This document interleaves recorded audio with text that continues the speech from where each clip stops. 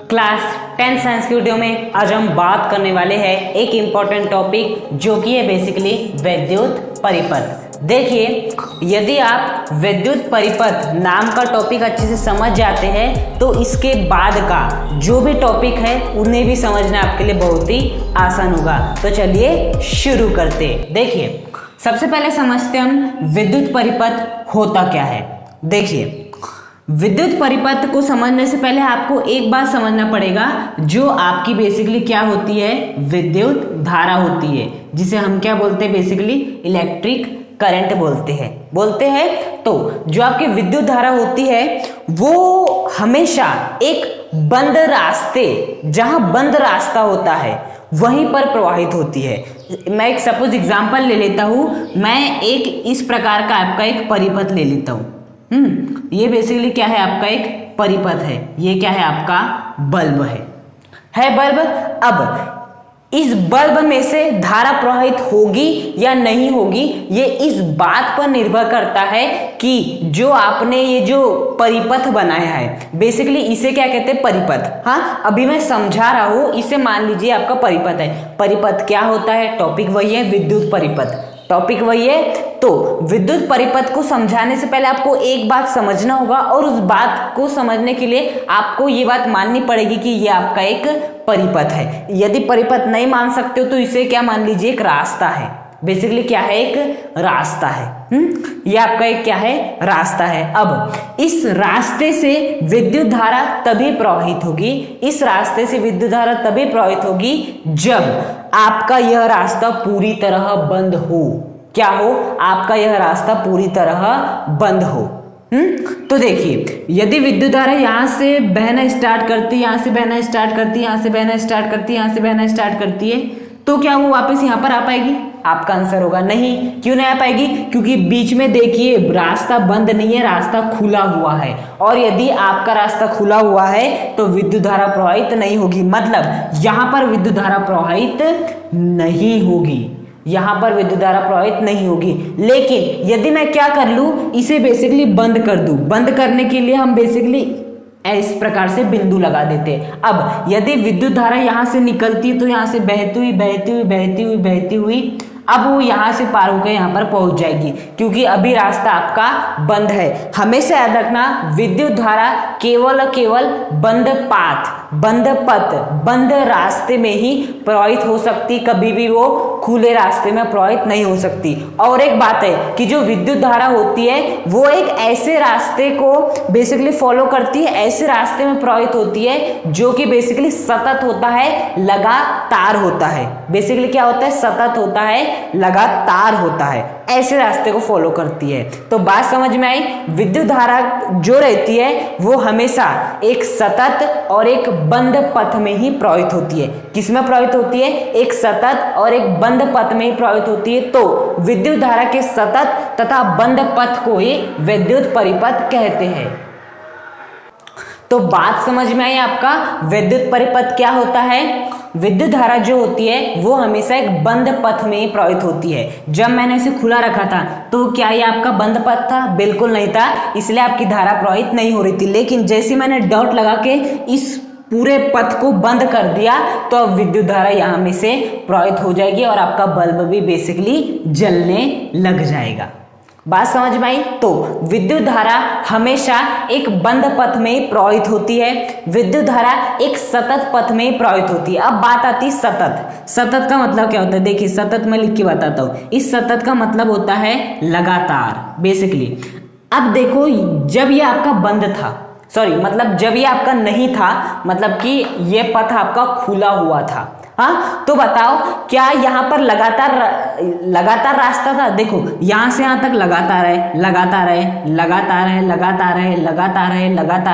लेकिन यहाँ पर रास्ता रुक गया, लगातार नहीं था। मतलब हमेशा विद्युत धारा एक सतत और बंद पथ में प्रवाहित होती है। विद्युत धारा हमेशा एक सतत और एक बंद पथ में प्रवाहित होती है।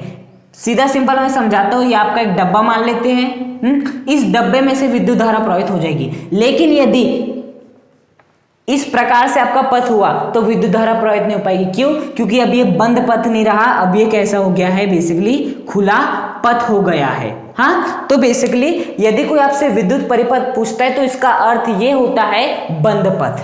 कहीं पर भी आपको बंद पथ दिख जाता है जहां से विद्युत धारा प्रवाहित हो रही है, उसी को आप विद्युत परिपथ कहेंगे। मैं पूछ लेता हूं, क्या ये आपका विद्युत परिपथ है? आपका आंसर होगा जी हाँ। लेकिन ये तभी कहलाएगा जब यहां से विद्युत धारा प्रवाहित हो रही हो। अब क्या एक विद्युत परिपथ है? बिल्कुल, क्योंकि विद्युत परिपथ की कंडीशन ये होती है कि वो एक बंद पथ होना चाहिए, देखिए पूरी तरह से बंद है, और दूसरी कंडीशन ये होती है कि उसमें से विद्युत धारा प्रवाहित होनी चाहिए। तो ये एक बंद पथ भी है, इसमें से विद्युत धारा भी प्रवाहित हो रही है, मतलब ये बेसिकली क्या है? एक विद्युत परिपथ है। तो विद्युत परिपथ यदि आपसे कोई पूछता है तो आप बोल देना ऐसा कोई भी बंद पथ, ऐसा कोई भी बंद पथ जो कि बेसिकली बंद हो, ऐसा कोई भी बंद परिपथ जिसमें से कि विद्युत धारा प्रवाहित हो रहा हो, ऐसा कोई भी बंद पथ जिसमें से कि विद्युत धारा प्रवाहित हो रही हो, उसी को क्या कहते हैं? विद्युत परिपथ कहते हैं। और यदि स्टैंडर्ड डेफिनेशन चाहिए तो मैं बता देता हूं, विद्युत धारा के सतत तथा बंद पथ को, विद्युत धारा के सतत, देखो ये सतत है, लगातार है, बीच में से कहीं रुका हुआ है क्या? नहीं। तो विद्युत धारा के सतत तथा बंद पथ को, विद्युत धारा के बेसिकली सतत तथा बंद पथ को, क्या ये कहीं रुका हुआ है? बिल्कुल नहीं। यदि मैं ऐसे कर दूं तो ये क्या है? सतत होगा? नहीं होगा। तो विद्युत धारा के विद्युत धारा के सतत तथा बंद पथ को विद्युत परिपथ कहते हैं। ये भी विद्युत परिपथ है, ये भी विद्युत परिपथ है, ये भी विद्युत परिपथ है। लेकिन यदि मैं यहां से ये हटा दूं तो अब ये विद्युत परिपथ नहीं कहा जा सकता, क्योंकि अभी आपका बंद नहीं है। तो बंद नहीं है तो विद्युत धारा प्रवाहित नहीं हो सकती, और यदि विद्युत धारा प्रवाहित नहीं हो सकती तो इसे विद्युत परिपथ भी नहीं कहा जाएगा। तो बेसिकली विद्युत परिपथ क्या होता है? विद्युत धारा के सतत तथा बंद पथ को हम क्या कहते हैं? विद्युत परिपथ कहते हैं। तो विद्युत परिपथ समझ में आ गया? ये बेसिकली आपका एक विद्युत परिपथ होता है। हाँ, ये आपका एक विद्युत परिपथ है। इस विद्युत परिपथ में आप देख सकते क्या क्या होता है। आपका मैंने एक बल्ब बनाया हो, बेसिकली ये इसे क्या कहते हैं? हम बैटरी कहते हैं। बेसिकली ये जो मैं कर रहा था ना, ऐसे लगा रहा था, बेसिकली फिर हटा रहा था इस बिंदु को, तो इसे बेसिकली क्या कहते हैं? कुंजी कहते हैं। कुंजी भी दो प्रकार की होती है, एक होती है खुली कुंजी, एक होती है बंद कुंजी। ओके, तो आप समझ सकते हैं कि जो आपका विद्युत परिपथ होता है तो उसमें उसके बहुत सारे अवयव होते हैं। बल्ब होता है, बैटरी होती है, सेल होता है, प्रतिरोध होता है, आपने इनका नाम सुना होगा, मीटर होता है, वोल्ट मीटर होता है। बेसिकली तो ये सभी क्या कहलाते हैं? विद्युत परिपथ के अवयव कहलाते हैं। तो अब हम बेसिकली क्या देखने वाले हैं? विद्युत परिपथ के अवयव। अब हम डिस्कस करने वाले हैं विद्युत परिपथ के अवयवों के बारे में। तो देखिए, विद्युत परिपथ के अवयव मैं आपको बता देता हूँ। बल्ब होते हैं, सेल होती है, बैटरी होती है, प्रतिरोध होता है, विशिष्ट प्रतिरोध होता है, अमीटर होता है, वोल्ट मीटर होता है, कुंजी होती है। ओके, तो ये सभी आपके विद्युत परिपथ के अवयव होते हैं। अब इन विद्युत परिपथ के अवयवों का आपको प्रतीक चिन्ह पता होना चाहिए। हाँ, तो मैं बारी बारी से यहाँ पर आपको प्रतीक चिन्ह भी बताते जाता हूँ। तो सबसे पहला जो आपको देखना है विद्युत परिपथ का जो पहला अवयव है वो होता है बेसिकली आपका बल्ब। यदि आपको बल्ब को प्रदर्शित करना है तो आपको कुछ नहीं करना, बस इस प्रकार से एक लाइन खींचनी है और इस प्रकार से आपको बनाना है, और ये क्या बन जाएगा? बेसिकली आपका बल्ब। ये किसका निशान होता है? बेसिकली आपके बल्ब का निशान होता है। हाँ, दूसरा बेसिकली इसके बाद होता है आपका सेल। सेल दूसरा अवयव है, और इस अवयव को प्रतीक के रूप में कैसे दर्शाते? इस प्रकार से दर्शाते। देखिए, सेल के लिए आपको एक लाइन खींचनी है और बेसिकली दूसरी लाइन खींचनी है और इस प्रकार से उसे जोड़ देना है। हाँ, अब हमेशा याद रखना, जो आप दो लाइन खींचोगे उसमें से एक लाइन बड़ी होगी और एक लाइन बेसिकली छोटी होगी। तो बेसिकली जो आपका सेल होता है, उस सेल में आपके दो टर्मिनल होते हैं, एक होता है धनात्मक टर्मिनल और एक होता है ऋणात्मक टर्मिनल। तो जो आपका धनात्मक टर्मिनल होता है उसे हम बड़ी वाली लाइन से प्रदर्शित करते हैं, और जो आपकी छोटी लाइन होती है उसका मतलब होता है ऋणात्मक टर्मिनल से। हाँ, तो ये आपका सेल हो गया। सेल में जो बड़ी वाली लाइन होती है वो रिप्रेजेंट करती है धनात्मक टर्मिनल को, और जो छोटी वाली लाइन होती है वो प्रदर्शित करती है ऋणात्मक टर्मिनल को। इतनी बात आई समझ में? अब जो आपका तीसरा अवयव है उसे भी देख लेते हैं। आपका तीसरा अवयव है बेसिकली बैटरी। तीसरा अवयव क्या है, बेसिकली आपकी बैटरी है। अब बेसिकली बैटरी का मतलब क्या होता है, जब हम बहुत सारे सेलों को जोड़ लेते हैं, जब हम बहुत सारे सेलों को जोड़ लेते हैं तो आपकी बैटरी का निर्माण हो जाता है। हाँ, तो देखिए यहाँ पर मैं बैटरी बनाता हूँ। बेसिकली ये हो गया पहला सेल, फिर जोड़ लिया हमने इससे दूसरा सेल, फिर इससे जोड़ लिया हमने बेसिकली तीसरा सेल, फिर इससे जोड़ लिया हमने बेसिकली चौथा सेल, तो ये बन गई बैटरी। जब हम, ये हो गया एक सेल, जब हम इस प्रकार से अनेक सेलों को, जब हम इस प्रकार से अनेक सेलों को आपस में जोड़ देते हैं तो बैटरी का निर्माण हो जाता है। हाँ, तो कहीं पर भी यदि आपको एक या तो कहीं पर भी यदि आपको एक से अधिक, कहीं पर भी यदि आपको एक से अधिक सेल दिखता है, यहाँ पर कितने सेल हैं, 1 2 3 4, 4 सेल है। ये हो गया आपका पहला सेल, ये हो गया आपका दूसरा सेल, दो लाइन से जो बनता है सेल, इस प्रकार का आकृति बनती है उसे सेल कहते हैं। तो पहला सेल, दूसरा सेल, तीसरा सेल, चौथा सेल, तो यह 4 सेलों से मिलकर बनी बैटरी है। तो बेसिकली मैं बता देता हूँ, कहीं पर भी यदि आपको एक से अधिक सेल मिल जाए, मतलब यदि ऐसा भी मिल जाए, ये पहला सेल और ये बेसिकली आपका दूसरा सेल, तो ये क्या कहलाएगी, बेसिकली बैटरी। यहाँ पर भी जो बड़ी वाली लाइन है वो धनात्मक टर्मिनल, छोटी वाली लाइन ऋणात्मक टर्मिनल, बड़ी वाली लाइन धनात्मक टर्मिनल, छोटी वाली लाइन बेसिकली ऋणात्मक टर्मिनल। बात समझ में आई? ये हो गया आपका तीसरा अवयव। अब हम चौथे अवयव की ओर बढ़ते हैं, वो बेसिकली क्या है, आपका कुंजी है। अब आप बोल रहे थे आप कुंजी की बात कर रहे हो, अब ये क्या है, बेसिकली खुली कुंजी, बंद कुंजी। तो देखिए कुंजी आपकी दो प्रकार की होती है, बेसिकली स्विच देखा है, स्विच, हाँ, तो वो जो स्विच है ना, वो उसे आप कुंजी की भांति समझ सकते हैं। हाँ, तो देखिए यहाँ पर मैं खुली कुंजी और बंद कुंजी को एक साथ लिखता हूँ। हाँ, ये खुली कुंजी हो गई ऊपर और एक बंद कुंजी। तो कहीं पर भी यदि आपको ऐसा दिख जाए, केवल ऐसा दिख जाए, इसका मतलब है खुली कुंजी। हाँ, अभी मैं इसका मतलब समझाऊंगा, लेकिन इसके भी प्रतीक चिन्ह को समझो। और बंद कुंजी का मतलब होता है बेसिकली यदि इस प्रकार से डॉट कर देते हैं तो ये बंद कुंजी। अब बेसिकली खुली कुंजी का मतलब होता है जब आपका स्विच बेसिकली बंद होता है ना, बेसिकली जब आपका स्विच बंद हो, देखिए आपको बल्ब जलाना है, बल्ब जलाना है तो क्या करना पड़ेगा, स्विच की बटन को ऑन करना पड़ेगा। तो जब आप स्विच की बटन को ऑन करोगे तो बल्ब जल जाएगा। तो स्विच की बटन को जैसे आपने ऑन कर दिए, मतलब आपने कुंजी को बंद कर दिए, तो बेसिकली इसे क्या कहते हैं, बंद कुंजी। मतलब जब आप स्विच को ऑन करते हैं तो वो वाली परिस्थिति किसकी होती है, बेसिकली बंद कुंजी की परिस्थिति होती है।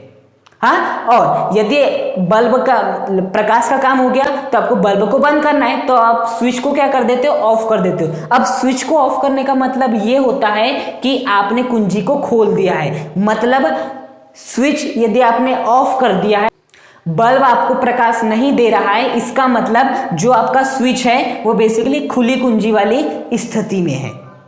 तो खुली कुंजी का मतलब क्या होता है, स्विच ऑफ की स्थिति। बंद कुंजी का मतलब क्या होता है, स्विच ऑन की स्थिति। और ये बेसिकली इनके सामान्यतः प्रतीक चिन्ह है। हाँ, कभी कभी इसे ऐसे भी दिखाते हैं, यहाँ पर मैं बता देता हूँ इस प्रकार से, ये बेसिकली खुली कुंजी का निशान है, और इसे कभी कभी ऐसे भी दिखाते हैं, ये बेसिकली ये जो आपकी बंद कुंजी उसे ऐसे भी दिखाते हैं और ऐसे भी दिखाते हैं, और जो आपकी खुली कुंजी उसको इस प्रकार से भी दिखाते हैं और इस प्रकार से भी दिखाते हैं। ओके, तो ये बेसिकली कितने हो गए, परिपथ के 5 अवयव हो गए। अब जो आपका छठा अवयव होता है वो बेसिकली क्या होता है, प्रतिरोध होता है। हाँ, तो क्या होता है आपका छठा अवयव, प्रतिरोध होता है। हाँ, मतलब आपके जैसे कि आपका शरीर है, शरीर जानते हो, मेरा भी एक शरीर है, इसमें क्या क्या है, आँख है, नाक है, मेरा मुख है सुंदर सा, फिर हाथ है, पैर है, सब कुछ है, आंतरिक भाग भी, फेफड़े है, हृदय है। तो उसी प्रकार से आप मुझे विद्युत परिपथ मान सकते हैं, और मेरे जो हाथ, पैर, नाक, फेफड़ा, हृदय, ये जो भी है, वैसे ही आप बल्ब, सेल, बैटरी, खुली कुंजी, बंद कुंजी, प्रतिरोध को मान सकते हैं। हाँ, जैसे मेरे हाथ है, पैर है, उसी प्रकार से विद्युत परिपथ का बैटरी होती है, खुली कुंजी, बंद कुंजी, बल्ब, प्रतिरोध, ये सब कुछ होता है। ओके, तो प्रतिरोध को किससे प्रदर्शित किया जाता है, प्रतिरोध का जो प्रतीक होता है वो कुछ ऐसा होता है, आपने देखे भी होंगे कई बार बेसिकली प्रतिरोध का। और यदि नहीं भी देखे हो तो इसके बाद हमें प्रतिरोध के बारे में ही पढ़ना है। हाँ, तो प्रतिरोध को बेसिकली इस प्रकार से रिप्रेजेंट करते हैं। कहीं पर भी यदि मुझे प्रतिरोध को दिखाना रहा तो मैं प्रतिरोध बार बार नहीं लिखूंगा, केवल ये निशान बना दूंगा, इसका मतलब होता है प्रतिरोध। हाँ, अब बेसिकली इसके बाद जो आता है आपका 7वां, वो बेसिकली क्या होता है आपका अमीटर होता है। बेसिकली क्या होता है, बेसिकली अमीटर। अब बात आती है अमीटर क्या होता है। अमीटर का मतलब होता है विद्युत धारा को मापने वाला। क्या, विद्युत धारा को मापने वाला, मतलब हम अमीटर की सहायता से विद्युत धारा का मापन कर सकते हैं। हाँ, मान लेते हैं कि ये आपका क्या है, बेसिकली बल्ब है। अब यहाँ से आपकी विद्युत धारा प्रवाहित हो रही है। हाँ, और ये जो विद्युत धारा है वो बेसिकली कितने की है, 5 एम्पियर की है। अब आपको ये पता करना है कि बेसिकली इस बल्ब में से कितने विद्युत धारा प्रवाहित हो रही है। तो आपको क्या करना पड़ेगा, इस बल्ब के साथ आपको यहाँ पर बेसिकली क्या जोड़ना पड़ेगा, अमीटर जोड़ना पड़ेगा। हाँ, इस बल्ब के साथ, ये जो आपका बल्ब है, इस बल्ब के साथ आपको यहाँ पर क्या जोड़ना पड़ेगा, अमीटर।